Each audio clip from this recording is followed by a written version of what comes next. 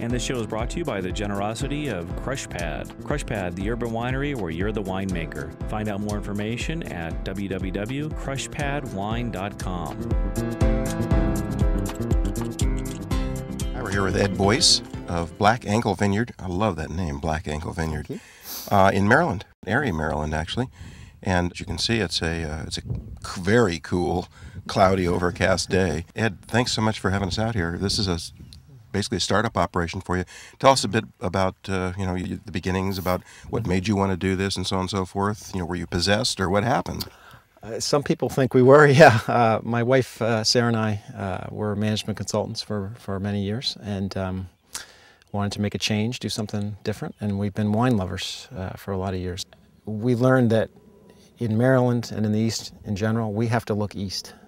That our industry here for too long has been looking west to California for advice, for techniques, for all of that.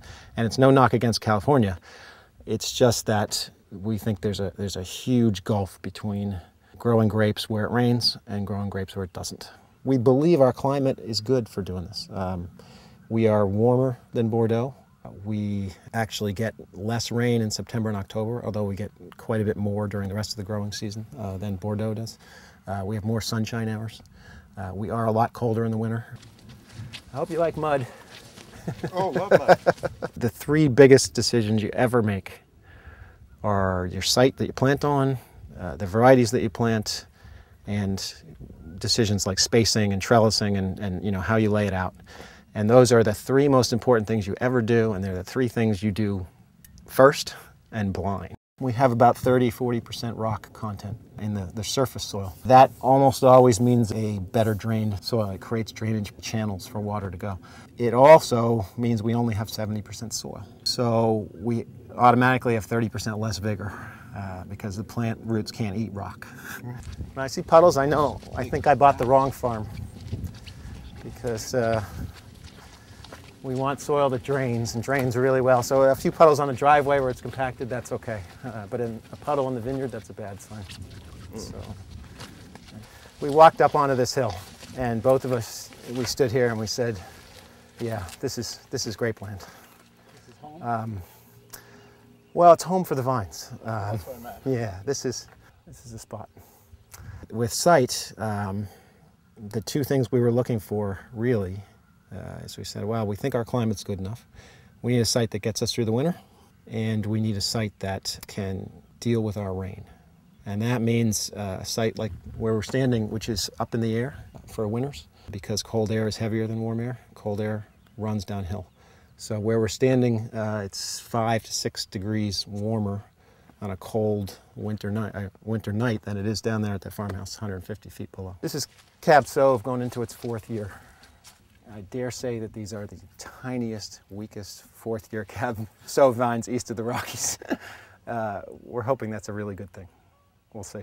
Maybe not, but we look for a low vigor site, and these things just will not grow much. So long term, we think that's good.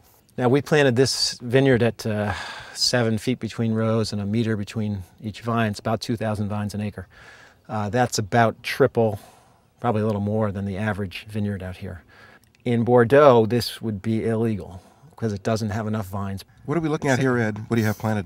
This is a block of Viognier. It's going into its 4th leaf. We got essentially no crop off of it last year. About off of 2 acres, we got a little less than a ton. That's one thing we've learned. We're hopeful about our site.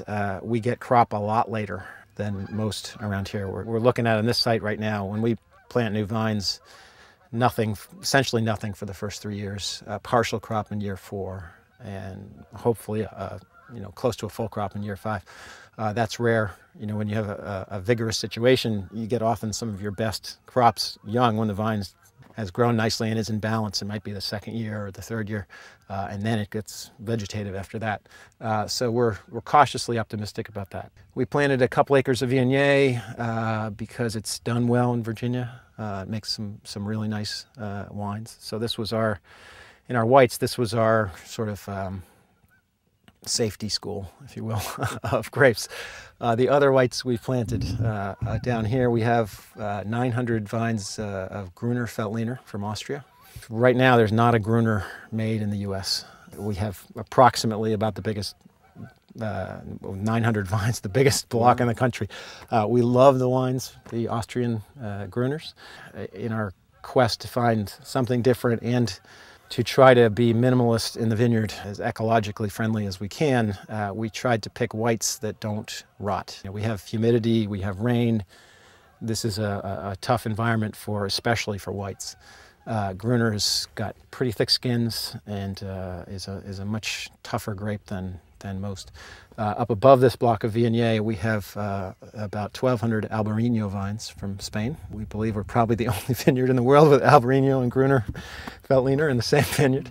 And that's also an experimental block for exactly the same reason. Albarino comes from the cool, rainy Galicia region in Spain, and it's got very thick skins, and we saw it this year. It was, the grapes had not a spot on. They were beautiful. Okay, we're inside the barrel room and tank room. We've done some barrel tasting, and everything was delicious. And tell us what's going on, Ed. You don't have anything in bottle yet. We don't. No, it's going to be probably a year until we have anything in bottles. We probably will come out with a white, which will be a unique blend of Albarino, Chardonnay, Gruner Veltliner, Viognier, and a little bit of Muscat. We'll have a little bit of Rosé, and then we should have some early drinking reds, probably a Syrah and a Bordeaux blend for the early of next year. And then we'll come out with our upper-end wines maybe later on in 2008. I can't thank you enough for the time you've spent with us. Oh, it's been my pleasure. Thanks.